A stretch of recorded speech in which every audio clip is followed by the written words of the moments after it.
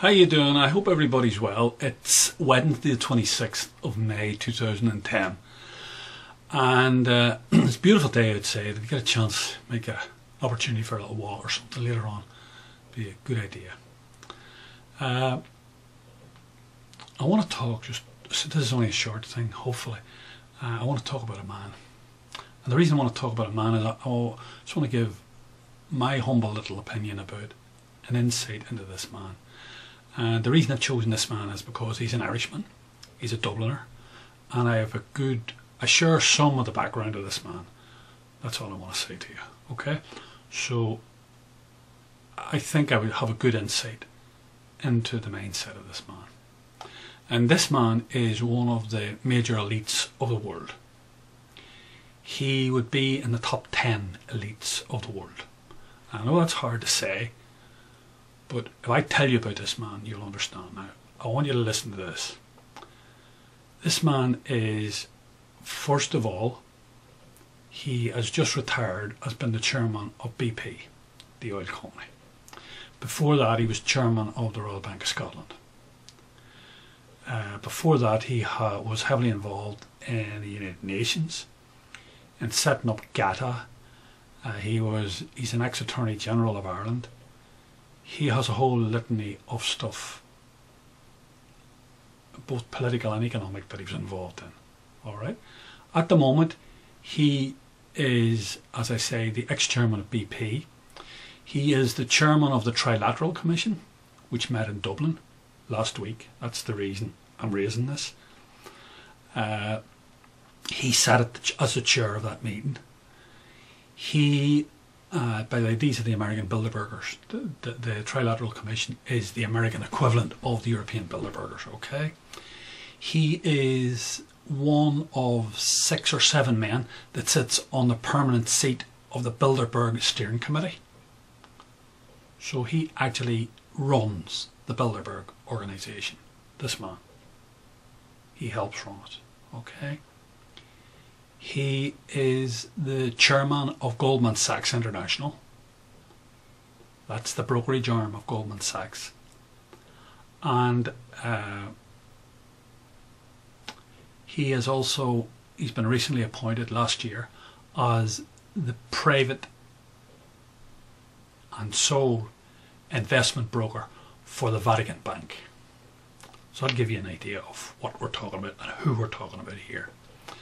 Now, what happened was, seemingly last year, he was on holidays with his family somewhere and they found out that he had throat cancer.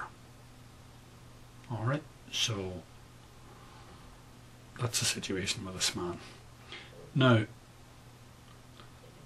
the reason I raise this is because, as I say, the Trilateral Commission had a formal meeting and they all flew into Rockefellers and all that flew in for it, and they met in the Four Seasons Hotel in Dublin. And I don't know whether that was done deliberately or not, but this man only lives a few miles from the Four Seasons Hotel, from what I can make out. He lives in Dublin 4. He's probably a tax exile. I would say he pays no tax to this country, Ireland. He's a tax exile, of that I'm sure. He's ranked number in the top 250 in Ireland.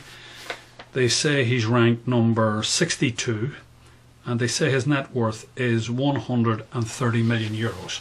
114 million sterling. And I've put a couple of links up to him. I'm going to put this article up, is 130 million euros, 114 million sterling. And I've put a couple of links up to him. I'm going to put this article up now.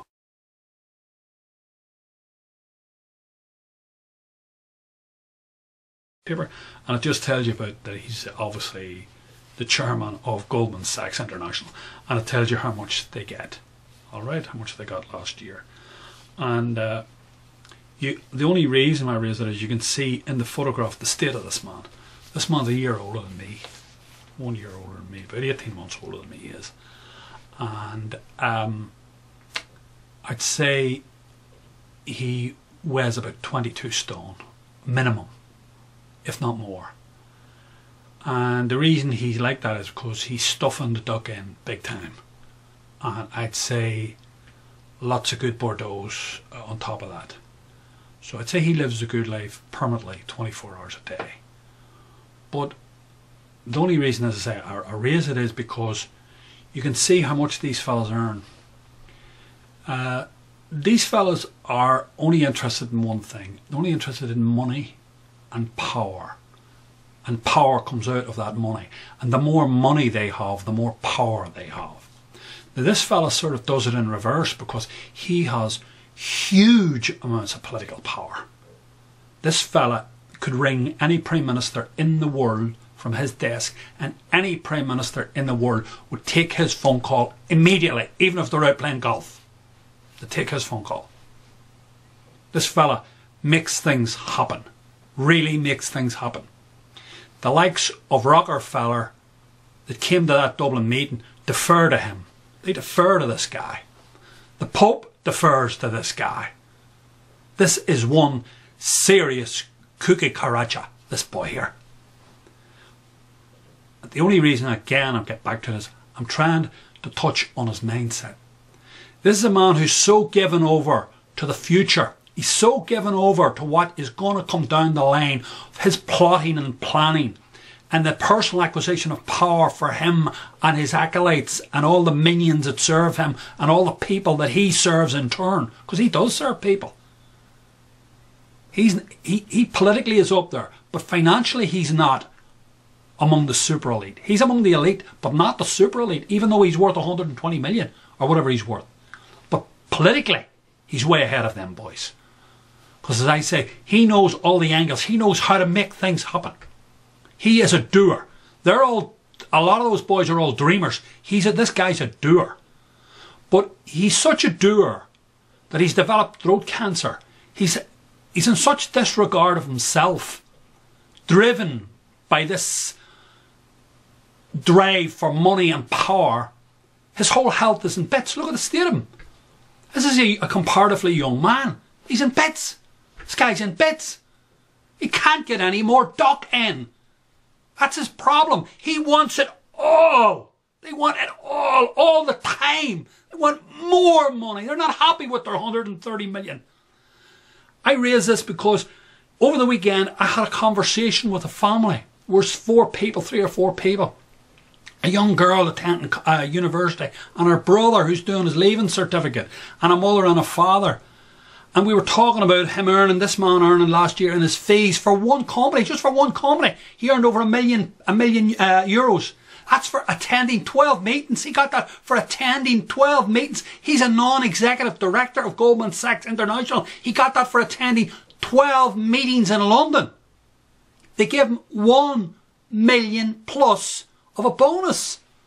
And I said, that's like winning the lotto every month for 12 months. It's like winning a small lotto. They couldn't grasp that.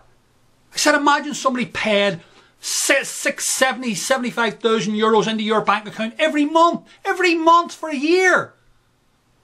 That would keep anybody, if you won it once in your lifetime, it would put you way ahead of the posse. He won it he's just winning that all the time. He can't get any more duck in. There he is there. No more duck will go in, Peter. These are the elite.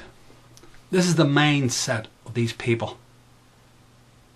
This is what drives these men. These men want it all. And in order to get it, they'll do anything to get it all, including crushing you.